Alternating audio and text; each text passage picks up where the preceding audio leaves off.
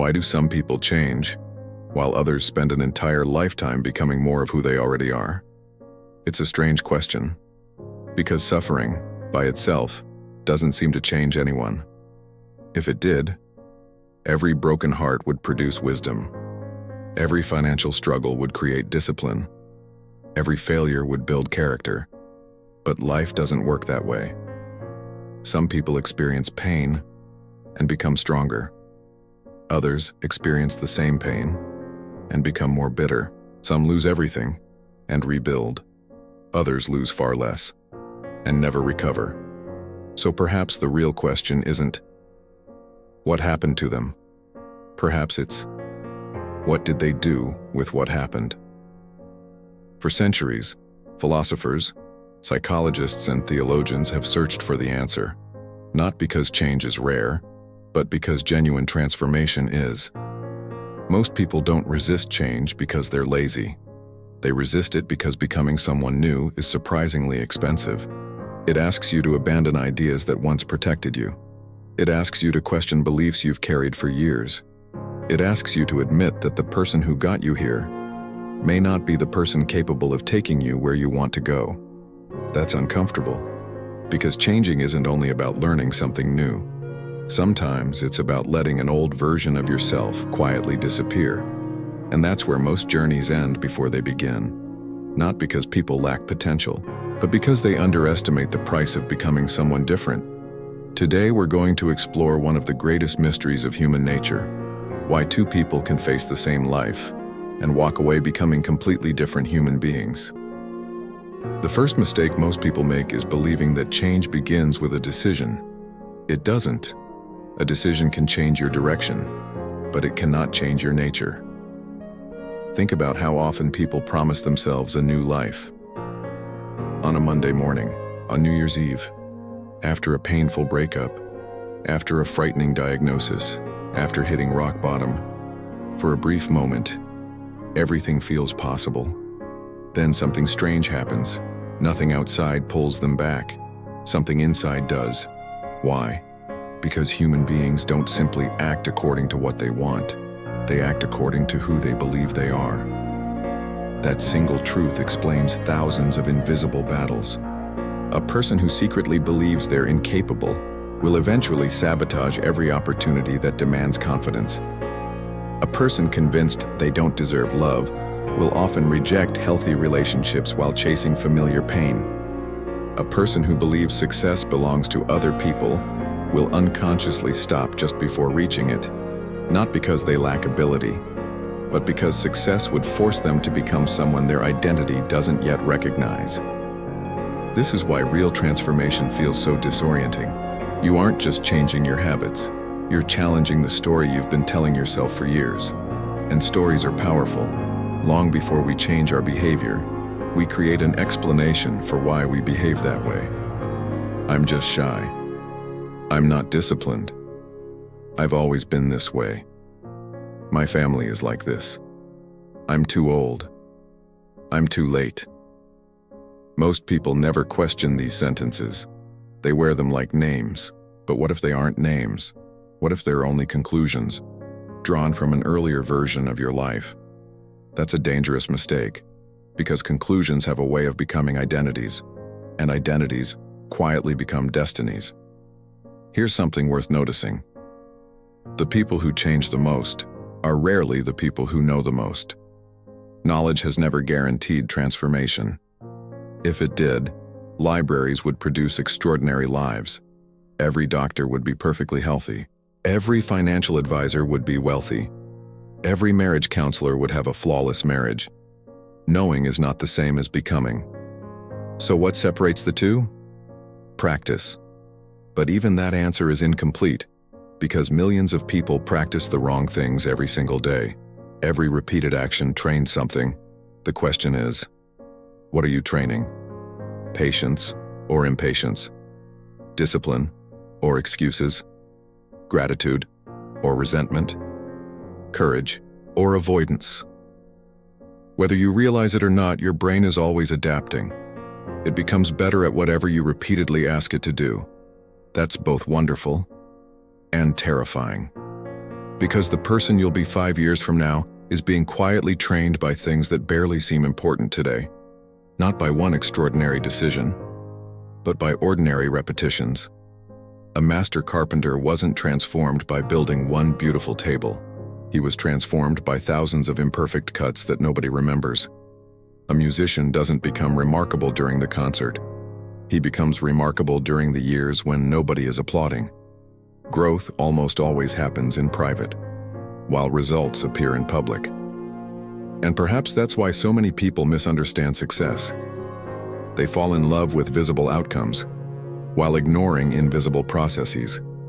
But life has never rewarded appearances. It rewards formation. Long before the world sees who you're becoming, you've already been becoming that person in silence. There's another reason change is so rare. It asks something from us that almost no one enjoys.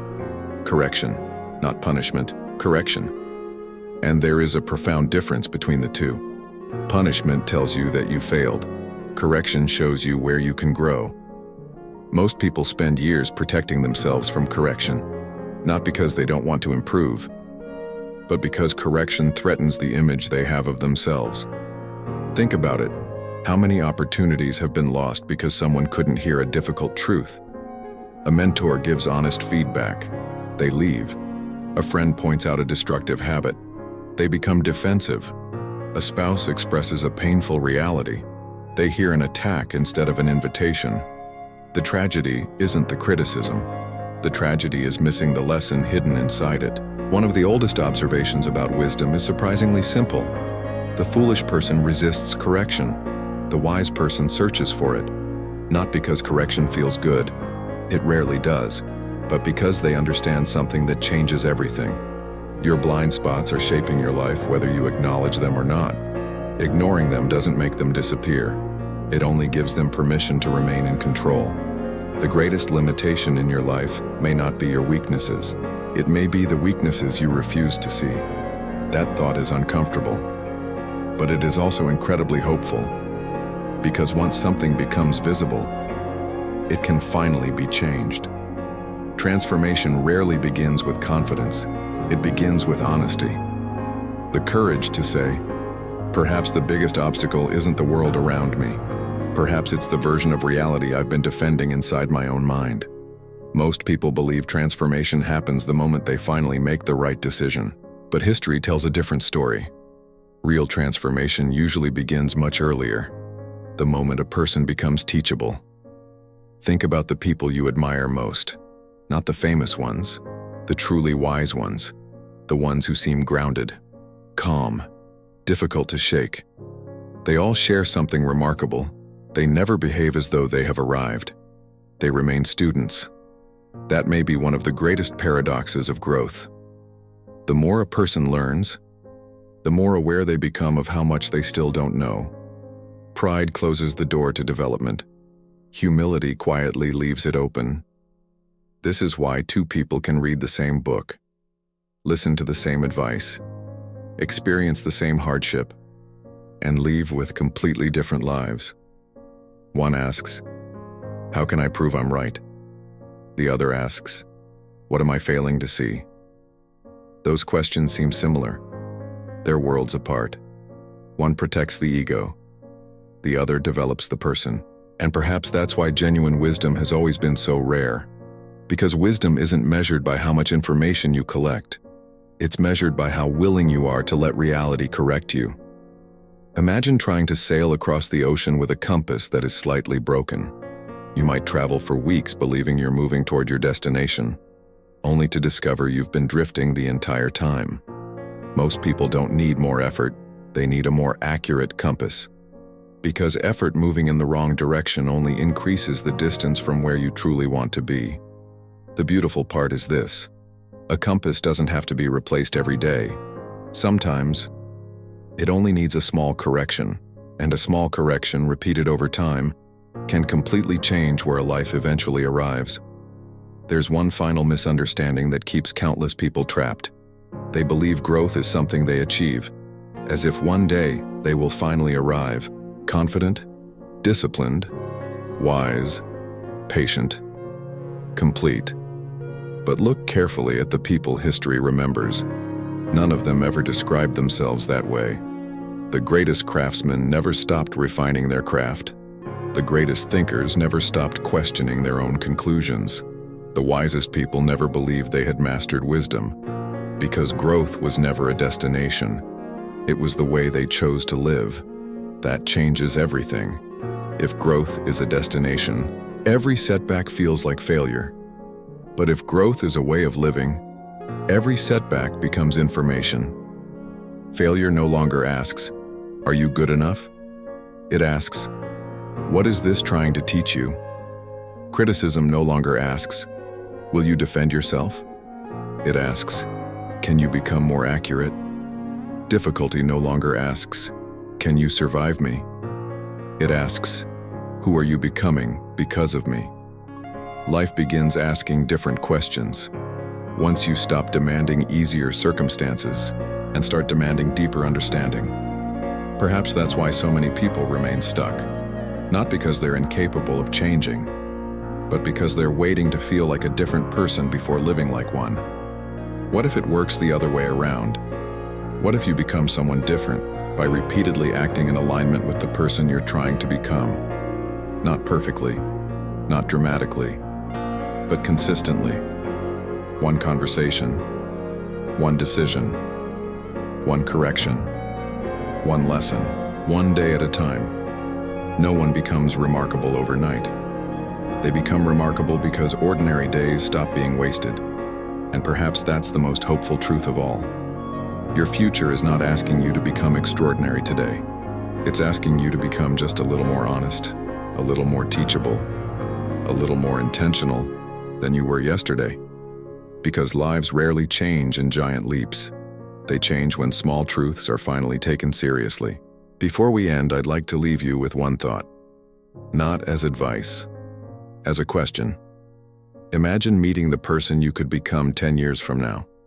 Not the version shaped by luck. Not the version shaped by other people's expectations. The version shaped by every honest decision you were willing to make. Would that person recognize the choices you're making today? Or would they wonder why you waited so long? We often imagine that our future self is someone we'll eventually become. But perhaps that's backwards. Perhaps your future self is being built every ordinary day, through the standards you accept, the conversations you avoid, the truths you embrace, the skills you patiently develop, and the person you choose to become when no one is watching. No one is born courageous. No one is born wise. No one is born disciplined. Human beings are remarkably unfinished. That isn't our weakness. It's one of God's greatest gifts. Because what is unfinished can still be shaped. Every craftsman understands this. A block of wood is not admired for what it is. It's admired for what it can become in the hands of someone willing to work on it every single day. Perhaps your life is no different. You don't have to become someone else. You have to become more faithful in developing what has already been placed inside you. The abilities, the character, the responsibility, the capacity to love, the courage to tell the truth, the humility to keep learning. Those seeds already exist.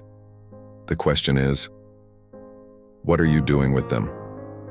Because life rarely asks whether you had potential. It asks what you did with it.